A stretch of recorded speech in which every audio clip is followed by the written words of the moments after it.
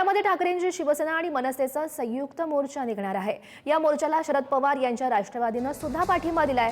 वाहतूक कोंडी, बिल्डरांसाठी पळवलेलं पाणी, बेकायदा बांधकामं, क्लस्टरचा फज्जा आणि भ्रष्टाचाराविरोधात हा मोर्चा निघणार आहे।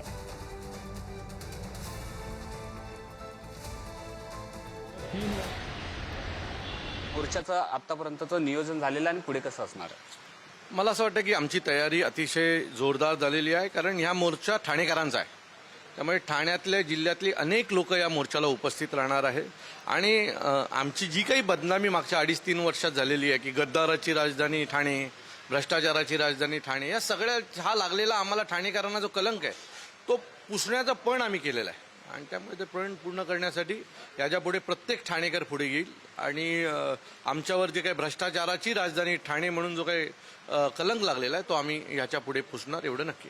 शरद पवारांच्या राष्ट्रवादीने देखील या मोर्चाला पाठिंबा दिलेला आहे, ते देखील सहभागी होणार आहे। मला असं वाटतं की सर्वच विरोधक एकत्र आले पाहिजेत, कारण सत्ताधारी एवढा मोठा आहे, भ्रष्टाचाराने एवढा मजबूत झालेला आहे की त्याला तोडण्यासाठी जेवढे विरोधक आहेत त्यांनी एकत्र रस्त्यावर उतरणं गरजेचं आहे आणि ह्याच्या पुढे तुम्हाला ते सातत्याने दिसेल की आम्ही सगळे एकत्र रस्त्यावर उतरतोय। ठाणेकरांसाठी तुम्ही दोन्ही पक्ष आज रस्त्यावरती उतरलेले आहेत, काय वाटतं महापालिकेचं जे येणारी महानगरपालिका आहे त्या पालिका निवडणुकीत देखील दोन्ही पक्ष असेच हा निर्णय सन्माननीय राजसाहेबांचा आहे। साहेब जो निर्णय देतील त्यांच्याबरोबर जायला सांगतील आम्ही जाणार। आत्ता ठाण्याला गरज आहे एक उत्तम विरोधकाची, सक्षम विरोधकांची, ते काम आम्ही करतोय। कॅमेरामॅन विकास, निकेश शार्दूल, पुढारी न्यूज, ठाणे।